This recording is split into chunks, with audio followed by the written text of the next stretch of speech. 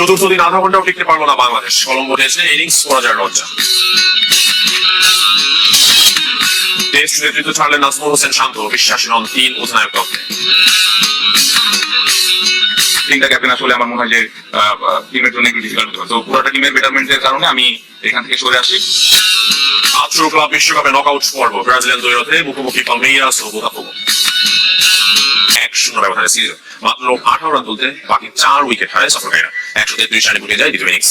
158 রানে ইনিংস খেলে ম্যাচ সেরা বাথুমি সংখ্যা সিরিজ সেরার পুরস্কার উঠেছে তার হাতে। সোজা আঘাত হানে ইমাদ হোসেনের ব্যাটে লঙ্কানদের আবেদনে সাড়া দেন আম্পায়ার। ইনিংস ব্যবধানের আর এড়াতে ইমাদের টেস্টটাও বৃথা রিভিউ দেন। একবার নয় দুবার কলম্বোতে শ্রীলঙ্কার বিপক্ষে তার সবশেষ সংযোজন। সব মিলে 25 বছরের টেস্ট পথচলায় 154 ম্যাচে 112তম হার বাংলাদেশের, যেখানে জড়িয়ে লঙ্কানদের নাম। সবচেয়ে বেশি 9 বার ইনিংস ব্যবধানে টাইগারদের হারিয়েছে শ্রীলঙ্কা। কলম্বো টেস্টের ভাগ্য সবার জানা ছিল, দেখার ছিল স্বাগতিকদের জয় কতটা বিলম্ব করতে পারেন লিটন দাইজুলরা। কিন্তু প্রতিরোধ দূরে থাক, উল্টো তাসের ঘরের মতো ভেঙে পড়ে বাংলাদেশের লোয়ার অর্ডার। 6 উইকেটে 115 রান নিয়ে খেলতে নেমে চতুর্থ দিন বাংলাদেশের ইনিংস স্থায়ী হয়েছে মাত্র 34 বল, সময় হিসেবে 28 মিনিট। আগের দিন গ্লোভসাদের মুশফিকুর রহিমের রেকর্ড ভেঙেছে লিটন দাস, বাংলাদেশের হয়ে সর্বাধিক 114 ডিসমিসালস এই উইকেট রক্ষকের। তবে ব্যাট হাতে নাজুক লিটন অধিনায়ক। এই দিন মাত্র 4 বল খেলে ফিরেছেন প্রবাস জয়সূর্যের শিকারে।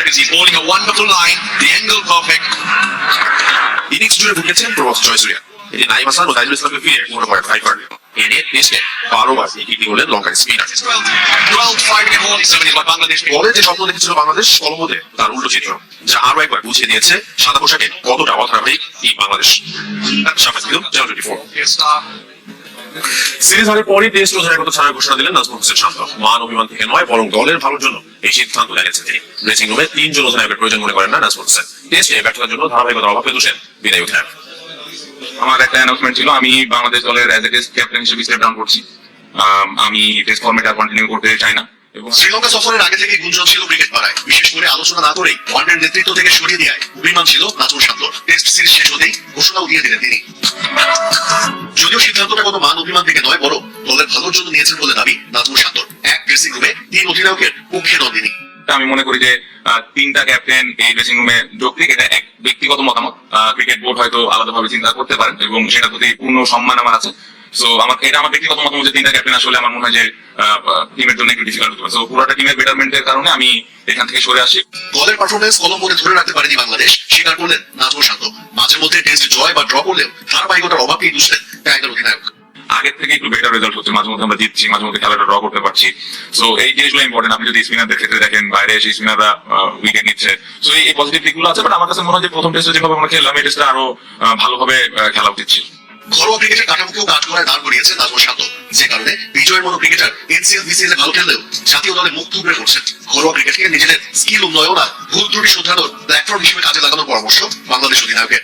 প্লেয়ারদের বুঝতে হবে যে আসলে আমি কোন চ্যালেঞ্জটা ফেস করবো ইন্টারন্যাশনালে। তো ওই অনুযায়ী ঘরোয়া ক্রিকেট যখন আমরা খেলবো, তখন ওই চিন্তা ভাবনাটা নিয়ে যেন আমরা খেলি এবং ওই প্র্যাকটিসটা যেন ওইখানে আমরা করি এবং ওই অনুযায়ী আমি যেন ইউটিলাইজ করার চেষ্টা করি ওই প্ল্যানগুলো। টেস্ট সিরিজের ব্যর্থতা ঘোচাতে এবার সাদা বলের ক্রিকেটে চোখ বাংলাদেশের। আশিস রুদ্র, চ্যানেল 24। এদিকে বাংলাদেশের বিপক্ষে ওয়ানডে সিরিজের জন্য 16 সদস্য দল দিয়েছে শ্রীলঙ্কা। স্বাগতিকের নেতৃত্বে জারিত হাসলঙ্কা। স্কোয়াডে জায়গা পেয়েছেন কুশল মেন্ডিস। স্পিনার রেখেছে 5 জন। লাচারাঙ্গা ও থিকসেনার সাথে আছেন দুই ভেলা লাগে, জানিত ইয়ানাগে ও জেফ্রে বেন্ডারসন। আইপিএল হায়দ্রাবাদের হয়ে আলোচনার পেয়েছে ঋষান মালিঙ্গা ও সুযোগ পেয়েছেন, তবে বাদ করেছেন এক পেসার মাতিসা পাতিরা। 2 জুলাই 3 ম্যাচ সিরিজের প্রথম ওয়ানডে। অক্টোবরে ক্রিকেট বোর্ডের কমিটির মেয়াদ শেষ হচ্ছে। নির্ধারিত সময়ে বিসিবি নির্বাচন নিয়ে আশাবাদী ক্রীড়া উপদেষ্টা আসিফ মাহমুদ। তিনি জানিয়েছেন বিসিবি কোনো নির্বাচিত পরিচালককে অপসারণের মতো অসাংবিধানিক পথে থাকবে না ক্রীড়া মন্ত্রণালয়। নির্বাচন পেছানোর মতো কোনো ইয়া দেখছি না আমরা। তারপর আমরা আইসিসির সাথে কথা বলবো যে তখনকার পরিস্থিতি বা এখন তো আমরা কথা বলতে পারবো না যে কি পরিস্থিতি হয়। তবে যত সময় নির্বাচন করা যেতে পারে, যে ডিরেক্টর ইলেক্টেড হয়ে আসছে তাকে তো আমি পরিবর্তন করতে পারি না। এনএসসি থেকে যাদেরকে আমরা দেখছি, এনএসসি 2 জন ডিরেক্টর মনোনয়ন দেওয়ার এনএসসির নিয়ম আছে এবং এনএসসির ওই ক্ষমতা আছে। সেই ক্ষমতা বলে 2 জনকে আমরা নিয়োগ দিয়েছি। এবং আমাদের যদি মনে হয় যে আমরা কোনো প্রপার পার্সনকে দিতে পারিনি, তাহলে তাকে আমরা কলবেক করার ক্ষমতা এনএসসির আছে, আমরা সেটাই কাজে লাগিয়েছি। তবে যে ইলেক্টেড হয়েছে তাকে চেঞ্জ করা তো এটা unconstitutional. Rangpur cricket garden outfield থেকে হতাশ বিসিবি সভাপতি আমিনুল ইসলাম। দেশ জুড়ে চলমান টেস্ট ইন্টারন্যাশনাল 25 বছর পূর্তি আয়োজনের ধারাবাহিকতায় শনিবার অনুষ্ঠান হয়েছে রংপুরে। বিভাগের ক্রিকেটকে এগিয়ে নিতে সব ধরনের চেষ্টা করা হবে বলে জানিয়েছেন বিসিবি সভাপতি। একই সাথে বিভাগটিতে আঞ্চলিক মানের ক্রিকেট স্টেডিয়াম ও একাডেমি তৈরির প্রতিশ্রুতি দেন বিসিবি বস। ক্রিকেটকে শুধু ঢাকা কেন্দ্রিক না রেখে সব জায়গায় ছড়িয়ে দেওয়ার চেষ্টা করা হচ্ছে। এবার ক্লাব বিশ্বকাপের খবর আজ শুরু হচ্ছে নকআউটের লড়াই শেষ 16 প্রথম ম্যাচে ব্রাজিলিয়ান দুই রক্স মুখোমুখি পালমেইরাস ও বোতাফোগো নামছে ইংলিশ ম্যান চেলসিও রাত 2টায় তাদের প্রতিপক্ষ পর্তুগিজ প্রতিনিধি বেনফিকা শেষ 16 প্রথম ম্যাচে মুখোমুখি দুই ব্রাজিলিয়ান ক্লাব পালমেইরাস ও বোতাফোগো শেষ ম্যাচে আতলেটিকোর কাছে হারলেও পালমেইরাসের সাথে পরিসংখ্যানে এগিয়ে বোতাফোগো হেড টু হেডে শেষ 5 দেখায় অপরাজিত কোপা লিবারটাদোরেস চ্যাম্পিয়নরা এদিকে এক যুগ পর দেখা হচ্ছে বেনফিকা ও চেলসির নামের ভারী ফেভারিট হলেও ফর্মের বিচারে পিছিয়ে ব্লুজ গ্রুপ পর্বে যেখানে ব্রাজিলের ফ্লামেঙ্গোর কাছে হেরেছে ইংলিশ স্ট্যান্ডার্ড সেখানে বাইরে হারানোর আত্মবিশ্বাস পেয়েছে পর্তুগিজ প্রতিনিধিরা দলের 3 দেখা অবশ্য শতভাগ জয় চেলসির শুরু হয়েছে প্রবাসী ফুটবলারদের 3 দিনের ট্রায়াল জাতীয় স্টেডিয়ামে ট্রায়ালে অংশ নিয়েছেন বিভিন্ন দেশ থেকে আসা 48 ফুটবলার যাদের অন্তত 19 ও 23 গ্রুপে ভাগ করা হয়েছে প্রথম দিন সকালে ছিল 2 ঘন্টার সেশন বাবা টেকনিক্যাল ডিরেক্টর সাইফুল বাল্টিনি সহ কোচরা ছিলেন ট্রায়ালে স্পেন থেকে ফিরেই জাতীয় স্টেডিয়ামে হেড কোচ হাবিয়ার কাপেরা বড় করেছেন প্রবাসী ফুটবলারদের তবে সেই ট্রায়াল ছিল ক্লোজ ডোর অংশ নেবেন ফুটবলাররা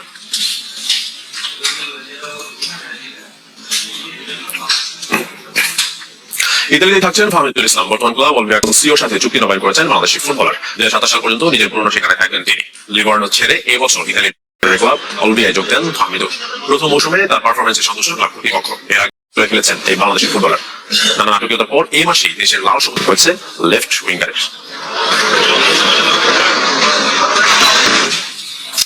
একাধিক ত্রুটি রেখেই জাতীয় স্টেডিয়াম সংস্কার প্রকল্পের মেয়াদ শেষ হচ্ছে সোমবার মাঠে দায়িত্ব নিয়ে থাকা গ্যালারিতে অপর্যাপ্ত ওয়াশরুমের সমাধান মিলে হবে প্রিমিয়ার বক্স গুলোও সঠিকভাবে কাজ করে না তবে ক্রীড়া পরিষদের দাবি প্রকল্পের মেয়াদ শেষ হলেও ত্রুটি সারিয়ে দিতে ঠিকাদার প্রতিষ্ঠানগুলো নজরুল ইসলামের 2019-20 অর্থ বছর থেকে ধাপে ধাপে বরাদ্দ শুরু 2021 সালের মাঝামাঝিতে দৃশ্যমান সংস্কার শুরু হয় জাতীয় স্টেডিয়ামে দীর্ঘদিন বন্ধ ছিল খেলা অবশেষে দুটি আন্তর্জাতিক ম্যাচও হয়েছে কাগজে কলমে শেষ হতে যাচ্ছে প্রায় একাদশের সংস্কার প্রকল্প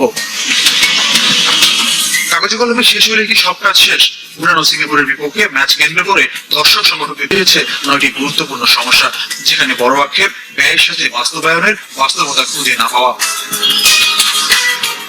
এর সমাধানের দায়িত্ব অবশ্য বাহুকে নিয়েছে মাঠে পানি তার স্প্রিংক্লার নিয়ে কম জল ভরা হয়নি সেই স্প্রিংক্লারের পানি সরবরাহ লাইনেও দেয় দুই ড্রেসিং রুমের মধ্যে নিচতলাটিতে পানির লাইনের সমস্যা অনেক দিনের বাহুবের অন্যদের ম্যাচ কমিশনের ডোপিং কন্ট্রোল রুম করা হলেও রুমের লোকেশন বা বিদ্যমান সুযোগ সুবিধা নিয়ে আছে প্রশ্ন গ্যালারির সৌন্দর্য নিয়ে দর্শক সন্তুষ্ট কিন্তু অপর্যাপ্ত ওয়াশরুম আবার কিছু আসন থেকে ভালোভাবে খেলা দেখতে না পাওয়ার অভিযোগ আছে প্রিমিয়াম ক্লাসের আসন অর্থাৎ হসপিটালিটি বক্স রেড বক্সের এসিড কোয়ালিটি নিয়ে ক্ষুব্ধ দর্শকরা আর ম্যাচ চলাকালীন মাঠে 3 পাশে পেরিমিটার বোর্ড বা ডিজিটাল বোর্ড মাঝে মধ্যে ব্ল্যাক হয়ে যাওয়া বা কালার পরিবর্তন হয়ে যাওয়া সবার নজরে পড়েছে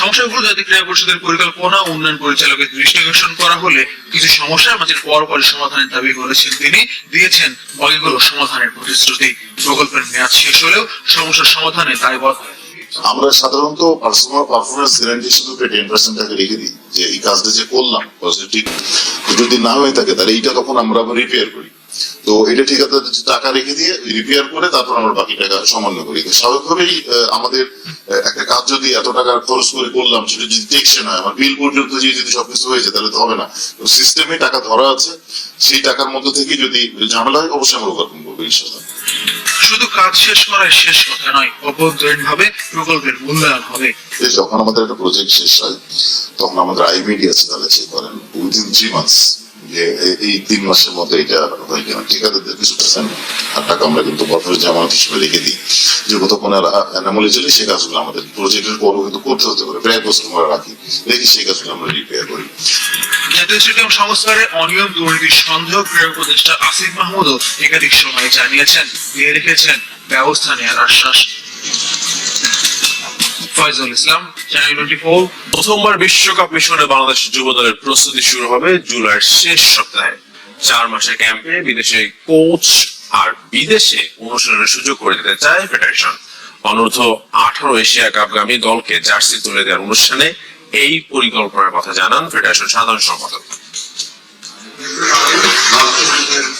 9 বছর আগে ঢাকায় অনূর্ধ্ব 18 চীন যাওয়ার অপেক্ষায় বাংলাদেশ কিশোররা কিশোরীদের জন্য প্রথম এশিয়ান মিশন কেএসপি ভিত্তিক মাস দেড়েকের ক্যাম্পও সেখানেই হয়েছে সাফল্য নিয়ে ফেরার ধারণা আছে আর সে সাফল্যের লক্ষ্যে ফেডারেশন সভাপতি গুরুত্ব দিয়েছেন শৃঙ্খলায় আলহামদুলিল্লাহ ভালো আমাদের লক্ষ্য হচ্ছে সেমিফাইনাল আমরা চেষ্টা করবো আমাদের সর্বোচ্চটা দিয়ে খেলার জন্য আমি আজকে তোমাদের চোখে মুখে যে স্বপ্ন দেখতে পাচ্ছি সেই সময় বিদেশের মাটিতে তোমরা বাংলাদেশের প্রতিনিধিত্ব করবে, তাই সবসময় শৃঙ্খলাবদ্ধ থাকবে। সামনে রেখে পরিকল্পনা প্রায় চূড়ান্ত করে ফেলেছে ফেডারেশন।